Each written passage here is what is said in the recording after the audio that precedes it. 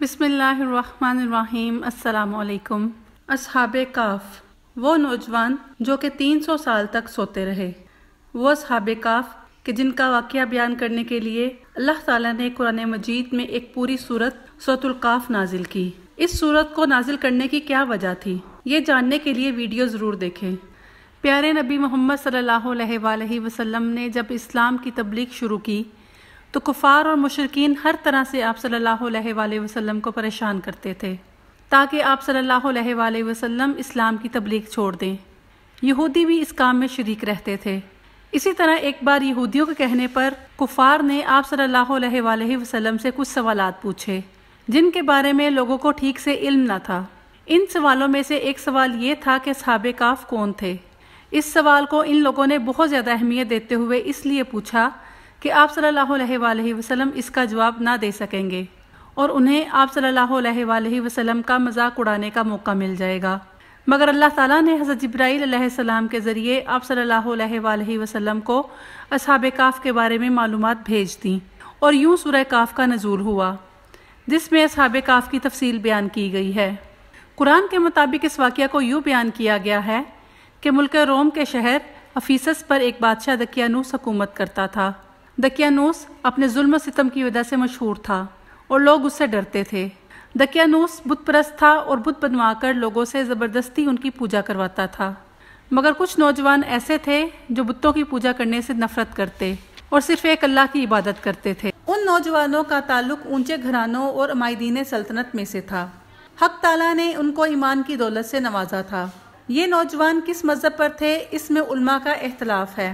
بعض کا خیال ہے کہ دین مسیحی پر تھے، لیکن علامہ ابن کثیر کے مطابق اصحاب کاف کا قصہ مسیح سے پہلے کا ہے، لیکن صحیح اور راجح بات یہ ہے کہ یہ واقعہ پہلی صدی عیسوی کا ہے۔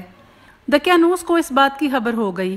اس نے ان نوجوانوں کو دربار میں بلوا کر حکم دیا کہ اسے اور اس کے بتوں کو سجدہ کیا جائے، مگر انہوں نے صاف انکار کر دیا۔ ان نوجوانوں نے بغیر کسی خوف و ہراس کے ظالم بادشاہ کے روبرو اپنے ایمان کا اعلان کر دیا۔ دقیانوس نے انہیں سخت سزاؤں اور بدترین انجام کی دھمکی دی۔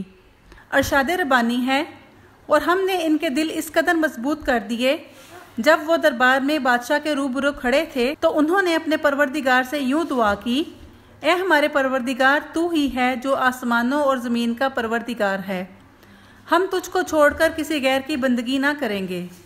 اگر ہم ایسا کریں تو یقیناً بہت بیجا بات کرنے والے ہوں گے۔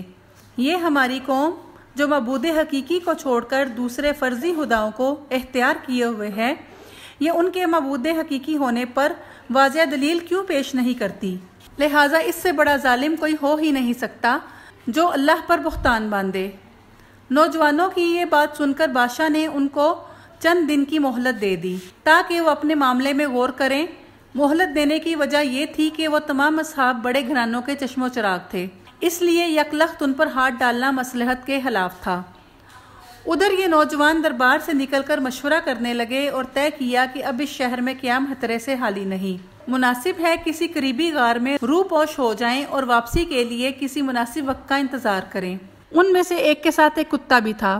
اس کتے کا نام قطمیر تھا۔ جس جگہ پر یہ لوگ جمع ہوئے اس جگہ کو رقیم کہا جاتا تھا۔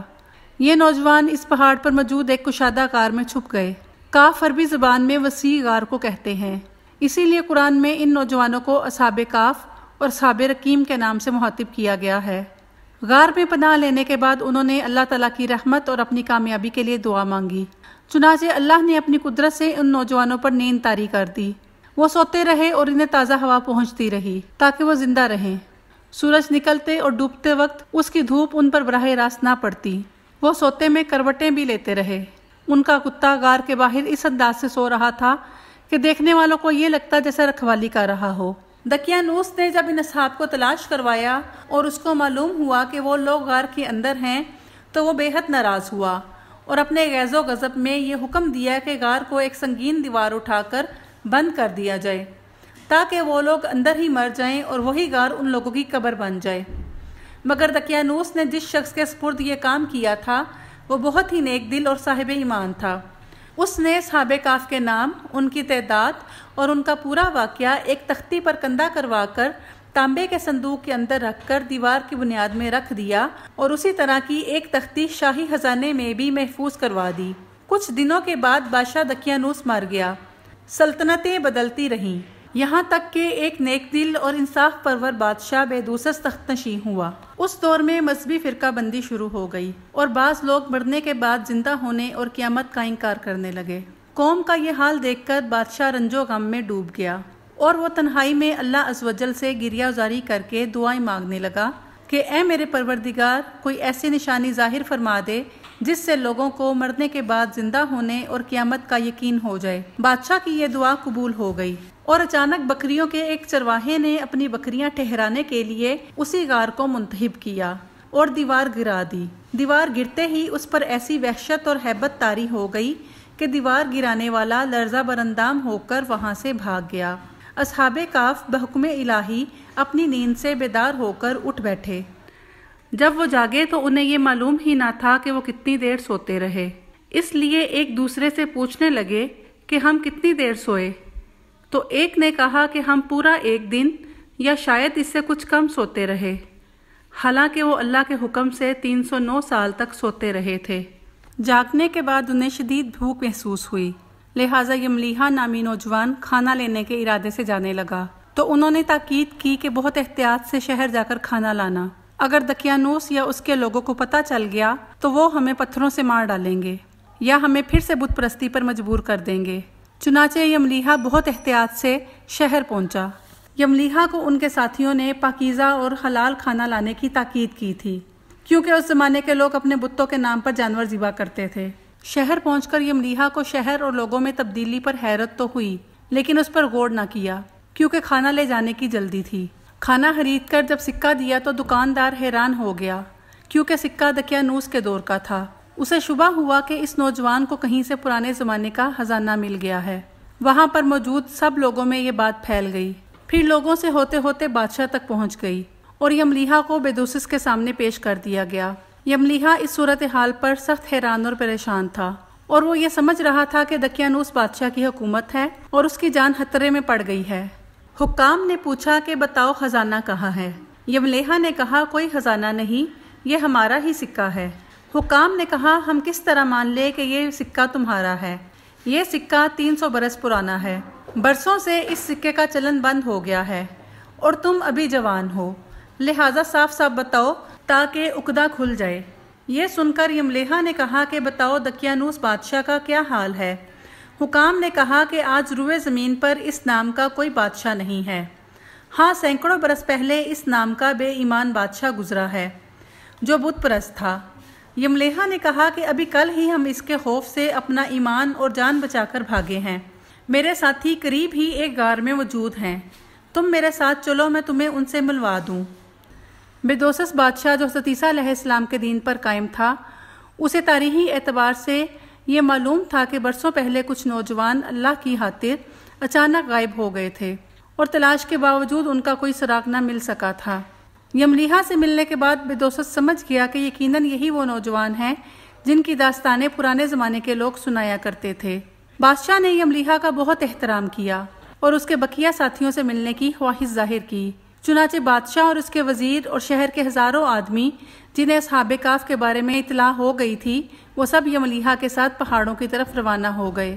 ادھر اصحاب کہف یملیحہ کے ساتھ اتنے سارے لوگوں کو دیکھ کر یہ سمجھے کہ شاید ظالم بادشاہ اور اس کے درباریوں کو ہمارے بارے میں علم ہو گیا ہے اور وہ ہمیں پکڑنے آ رہے ہیں۔ یہ سوچ کر وہ پہاڑوں کی طرف چلے گئے۔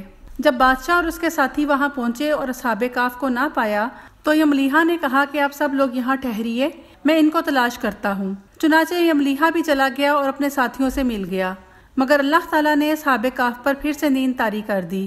ایک روایت میں ہے کہ یملیحہ نے غار میں جا کر ساتھیوں کو تمام حالات سنائے کہ اب بادشاہ مسلمان ہے اور قوم بھی مسلمان ہے، وہ سب ملاقات کے لیے آئے ہیں۔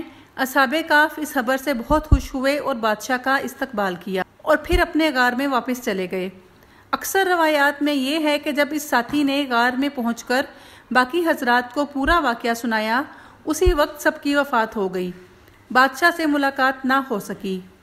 ایک روایت میں یہ بھی ہے کہ ملاقات کے بعد اصحاب کہف نے بادشاہ اور اہل شہر سے کہا، اب ہم آپ سے رخصت چاہتے ہیں، اور غار کے اندر چلے گئے۔ اسی وقت اللہ نے ان کو وفات دے دی۔ اصل حقیقت اللہ تعالیٰ ہی جانتا ہے۔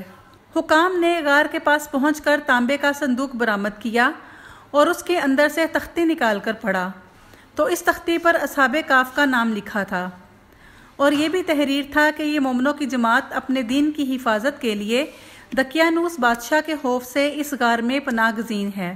تو دقیانوس نے خبر پا کر ایک دیوار سے ان لوگوں کو اس غار میں بند کر دیا ہے۔ ہم یہ حال اس لیے لکھتے ہیں کہ جب بھی یہ غار کھلے تو لوگ اصحاب کہف کے حال سے مطلع ہو جائیں۔ حکام تختی کی عبارت پڑھ کر حیران رہ گئے اور انہوں نے بادشاہ کو اطلاع دی۔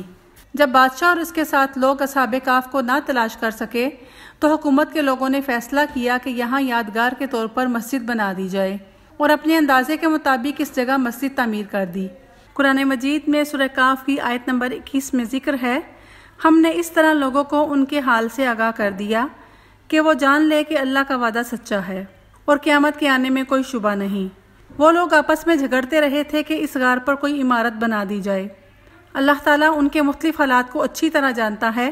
بہرحال جو لوگ اپنے کام پر غالب تھے انہوں نے کہا ہم تو ان کے آس پاس مسجد بنا لیں گے۔